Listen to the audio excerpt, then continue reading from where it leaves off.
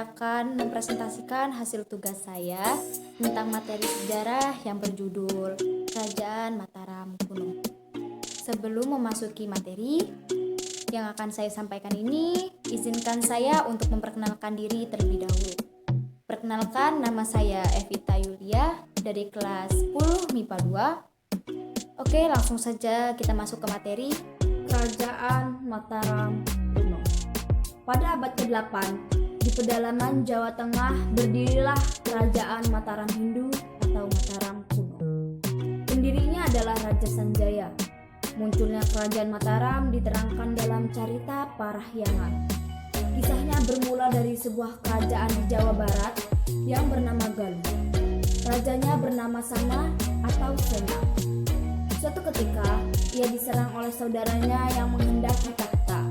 Raja Sana meninggal dalam peristiwa tersebut. Sementara saudara perempuannya Sanaha bersama keluarga raja berhasil melarikan diri ke lereng Gunung Merapi. Anak Sanaha, yaitu Sanjaya, kemudian mendirikan Kerajaan Mataram dengan ibu kota Medangri Pitu pada tahun 732 Masehi. Pembahasan selanjutnya yaitu kehidupan politik di Kerajaan Mataram. Pada abad ke-8 Masehi di Jawa, berdiri Kerajaan Mataram Kuno yang diperintahkan seorang raja bernama Sanjaya. Keterangan mengenai kerajaan ini diperoleh dari beberapa prasasti peninggalannya, antara lain Prasasti Canggal, Prasasti Mantiasi atau Kedu, dan Prasasti Kalasan. Prasasti Canggal yang berangkat tahun 732 Masehi ditulis dalam huruf Palawa dan berbahasa Sanskerta. Dalam prasasti tersebut dijelaskan bahwa pada mulanya Pulau Jawa atau Jawa Dwipa diperintah seorang raja bernama Raja Sana yang memerintah secara adil dan bijaksana. Raja ini memiliki seorang saudara perempuan bernama Sanaha yang berputra Sanjaya. Setelah Raja Sana meninggal, Jawa Dwipa dalam keadaan kacau, maka tampillah Sanjaya mengatasi keadaan. Sanjaya kemudian mendirikan Kerajaan Mataram Hindu dan memerintah hingga tahun 760 Masehi. Setelah meninggalnya Raja Sanjaya, Kerajaan Mataram Kuno terdesak oleh kekuasaan dinasti Sailendra, sehingga terdapat dua kekuasaan Mataram Kuno yang dibagi menjadi dua dinasti, yaitu dinasti Sanjaya yang beragama Hindu dan dinasti Sailendra yang beragama Buddha. Meskipun memiliki keyakinan yang berbeda, masyarakat Mataram Kuno hidup berdampingan secara damai. Kekuasaan dinasti Sanjaya selanjutnya memerintah di daerah Jawa Tengah bagian utara, sedangkan dinasti Sailendra memerintah di daerah Jawa Tengah bagian selatan. Untuk mempertahankan wilayah kekuasaannya, Kerajaan Sriwijaya, Kerajaan Siam, dan Kerajaan India. Selain itu, Mataram juga mengadakan perkawinan politik untuk menyatukan dinasti Sailendra dengan Sanjaya. Raja Samaratungga menikahkan putrinya bernama Pramodawardhani dengan Rakai Pikatan dari dinasti Sanjaya. Raja Samaratungga juga memiliki putra bernama Balaputra Dewa. Kegagalan Balaputra Dewa merebut kekuasaan dari Rakai Pikatan menyebabkan ia menyingkir ke Sumatera dan menjadi Raja Sriwijaya. Selanjutnya, pemerintahan Kerajaan Mataram Kuno dikuasai oleh dinasti Sanjaya dengan raja terakhirnya Raja Wawa.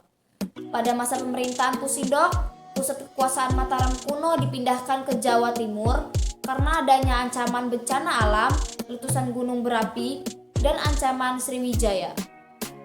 Di Jawa Timur, Empu Sindok mendirikan kekuasaan baru, yaitu Kerajaan Medang Kamulan. Kata Medang merupakan nama lain dari Mataram, sedangkan Kamulan berasal dari kata mula yang berarti pada awalnya. Mengenai letak kerajaan, tidak ada sumber sejarah menyebutkan secara pasti. Pada tahun 990, Empu Sindok digantikan oleh keturunannya, yaitu Raja Dharma Wangsa. Raja ini berambisi untuk menaklukkan Sriwijaya karena berniat untuk memindahkan pusat perdagangan ke wilayahnya. Namun yang terjadi, Kekuasaan Dharmawangsa justru runtuh oleh serangan kerajaan Warawari yang menjadi sekutu Sriwijaya. Serangan Warawari tepat pada saat Dharmawangsa sedang menikahkan putrinya dengan Airlangga. Airlangga adalah putra Raja Udanaya dengan Mahendradatta dari kerajaan Bali. Bersama dengan pengikutnya bernama Narottama, Airlangga berhasil meloloskan diri dan menyamar sebagai pertapa. Setelah mendapat gemblengan dari para Brahmana, Airlangga dianjurkan untuk merebut tahta kerajaan. Airlangga kemudian mulai merebut kembali wilayah-wilayah yang dahulu menjadi kekuasaan Raja Dharmawangsa dan disatukan di bawah kekuasaannya. Kerajaan Airlangga ini disebut Kerajaan Kahuripan yang kekuasaannya dilambangkan dengan lambang Garuda Muka. Ketika tiba masanya Raja Airlangga turun tahta, ternyata putrinya yang bernama Sri Sangramawijaya menolak menggantikan kedudukan sebagai raja. Ia memilih menjadi pertapa dengan gelar Dewi Kili Suci. Raja Airlangga yang merasa khawatir adanya perebutan tahta di antara putra-putra selir, kemudian membagi kerajaannya menjadi dua, yaitu Kerajaan Jenggala atau Kahuripan dan Kerajaan Daha atau Kediri. Pada perkembangannya, Kerajaan Daha atau Kediri tampak lebih kuat dan berkuasa. Oke, sekarang kita masuk ke bagian kegiatan ekonomi di Kerajaan Mataram kuno.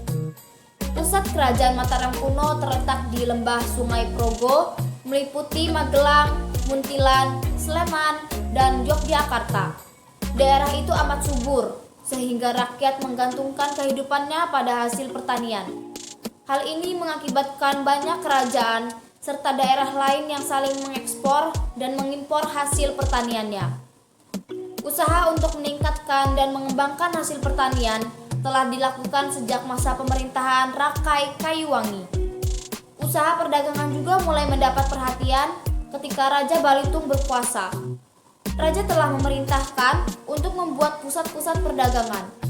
Di sisi lain, penduduk di sekitar aliran sungai Begawan Solo juga diperintahkan untuk menjamin kelancaran arus lalu lintas perdagangan melalui aliran sungai tersebut. Lancarnya pengangkutan perdagangan melalui sungai akan meningkatkan perekonomian dan kesejahteraan Mataram kuno. Oke, sekarang kita masuk ke kehidupan sosial budaya pada masa Kerajaan Mataram kuno. Masyarakat di Kerajaan Mataram kuno menganut agama Hindu dan Buddha. Meskipun demikian, mereka tetap hidup rukun dan toleransi. Sikap ini dibuktikan ketika mereka bergotong royong membangun Candi Borobudur. Masyarakat Hindu yang sebenarnya tidak ada kepentingan dalam membangun Candi Borobudur ikut bergotong royong membangun candi. Hal ini merupakan wujud budaya toleransi yang sudah mendarah daging. Keteraturan kehidupan sosial di Kerajaan Mataram kuno juga dibuktikan dengan adanya kepatuhan hukum oleh semua pihak, termasuk penduduk desa maupun pegawai istana. Semangat kebudayaan masyarakat Mataram kuno sangat tinggi. Hal ini dibuktikan dengan banyaknya peninggalan berupa prasasti dan candi. Prasasti peninggalan Kerajaan Mataram kuno diantaranya Prasasti Canggal pada tahun 732 Masehi, Prasasti Kelurak pada tahun 782 Masehi, dan Prasasti Mantiasi atau Kedu.